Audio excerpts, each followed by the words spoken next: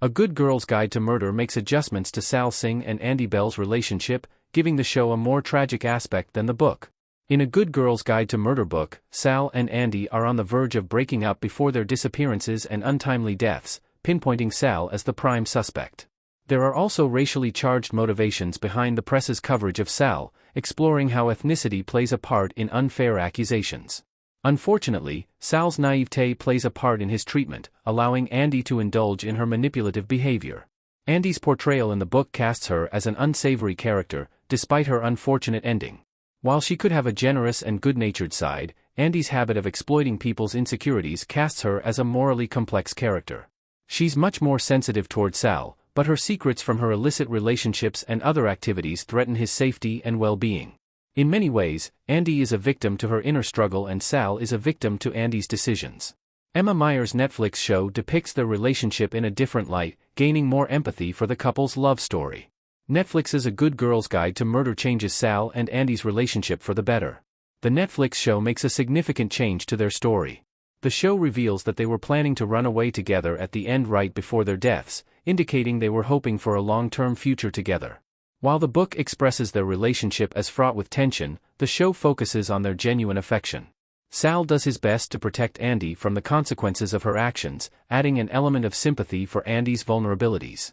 His protective nature towards Andie doesn't go unnoticed, as demonstrated in a pivotal scene between the two. In the scene during which the two are plotting to escape, it's revealed that Andie has saved up her money to support their venture. Before this scene happens, it's only told from a young Pip Fitzamobi's point of view, but the interaction between Andie and Sal during those moments heightens the passion they feel for each other.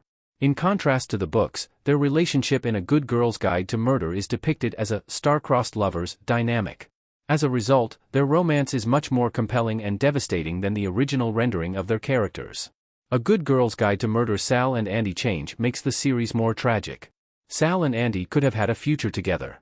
A close-up of Andie Bell, India Lily Davies, in A Good Girl's Guide to Murder Season 1, Episode 1, Episode 1. Despite Andie's nefarious hobbies, the show's perspective of Andie and Sal makes it feel like they're two young teenagers in love, simply looking for a way out of their oppressive environment. As Pip slowly unravels the true nature of their relationship, she comes to a deeper understanding of their desires to escape their real-life nightmares.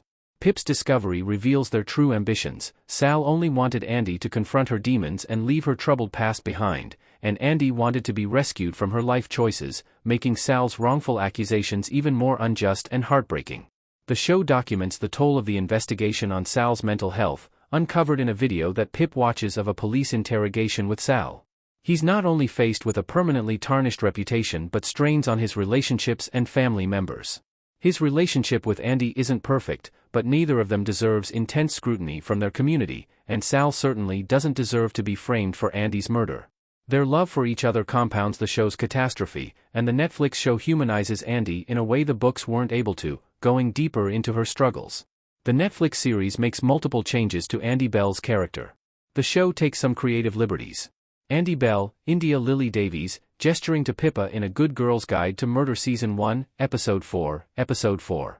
The differing viewpoints of Andie in the show describe why they function better as a couple than they do in the books.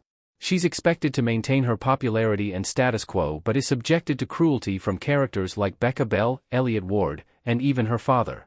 Her involvement with drug dealing is suggested to be a desperate response to all these social pressures, and she resorts to blackmailing as a cry for help rather than out of malicious intent. Instead of featuring her conniving qualities, Netflix's A Good Girl's Guide to Murder presents Andie as a person dealing with loss. Once Andie's father steals her money, her familial problems are exposed and some of her actions finally have some explanation. There are very few people she can trust, and she is tossed around between characters as if she were an object. Andie has the potential to become greater than her circumstances through her relationship with Sal. Their love temporarily redeems her from the darkness surrounding her life. Their eventual fatalities complicate their relationship and, because of their characters' differences from the books, the misfortune of their deaths leaves a heavier emotional weight in A Good Girl's Guide to Murder.